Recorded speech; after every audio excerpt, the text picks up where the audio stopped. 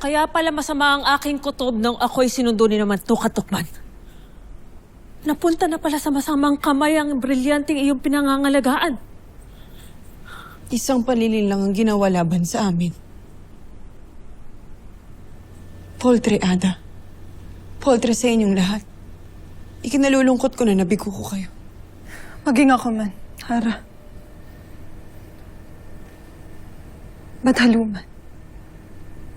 Patawad kung naagaw ang brilyanteng inyong ipinagkaloob sa akin. Wala nang dapat pang sisihin. Hindi ang iyong mga sarili, kundi si Gargan lamang. Ngayong hawak na ni Gargan ang dalawang brilyante. Paano pa natin sila malalabanan? Maaaring isunod niya ring agawin ang dalawang natitirang brilyante. Kaya kailangang pangalagaan mabuti sina Terra at Adamus. Dahil kung maging ang mga brilyanteng yon ay maagaw na rin, tsak na hudyat na yun ng masamang kapalaran para sa buong Encantadia.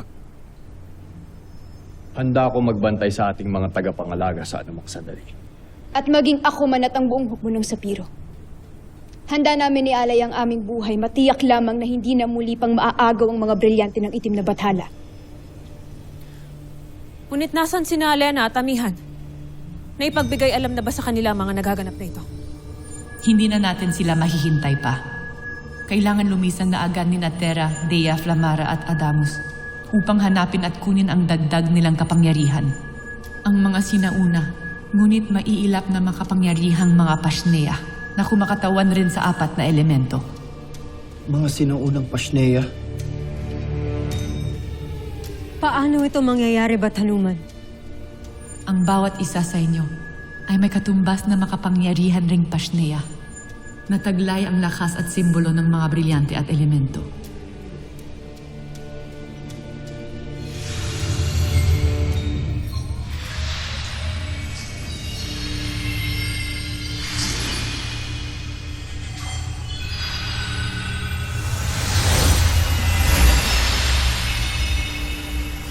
Ang mga Pashnea na ito ang pupuno sa nawalan ninyong brilyante. Ito rin ang sagisag na magsasalba sa ating lahat. Hindi ko lamang batid kung ano sa mga ito ang Pashnea na nakalaan para sa inyo. Kayo lamang ang makakaalam kung ano ang nakalaan sa inyo. Sa sandaling makaharap ninyo na sila sapagkat silang pipili sa inyo. Kaya't mahalagang maglakbay na agad kayo upang hanapin ang iyong mga spiritual na Pashnea. Bakit ngayon lamang namin nalaman ang tungkol sa sinaunang makapangyarihan ng mga Pashnea na ito? Bakit hindi ito nasabi sa amin? Nang sa ganun ay matagal na sana namin itong nakuha nung kami pa mga tagapangalaga. Kashna detrawas dam nadrobayle. Nang ako ay nagtungo sa Dalumdeva upang humingi ng saklolo sa mga batalang naroroon at nagtitika, ito ang kanilang ibinigay na tulong sa akin. Ang ukol sa mga sinaunang Pashnea na tanging ang mga sinaunang batala lamang ang nakakaalam. Bago pa nila lang ang tao at ang mga enkantado, ay narito na ang mga sinaunang Pashnea na ito. Sila ang mga unang naninirahan sa ibabaw ng lupa at sa ilalim ng dagat. Sila ang mga Pashneang gabay ng lupa, apoy, hangin at dagat. Taglay nila ang sinaunang kaalaman at kapangyarihan na makakatulong sa inyo upang mapalakas at may pagtanggol ang ating hanay.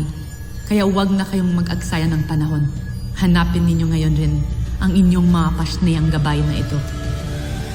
Sinong mag-aakala na mapapot sa aking kamay ang dalawa sa mga brilyanteng ginamit na yung nalakot sa timon?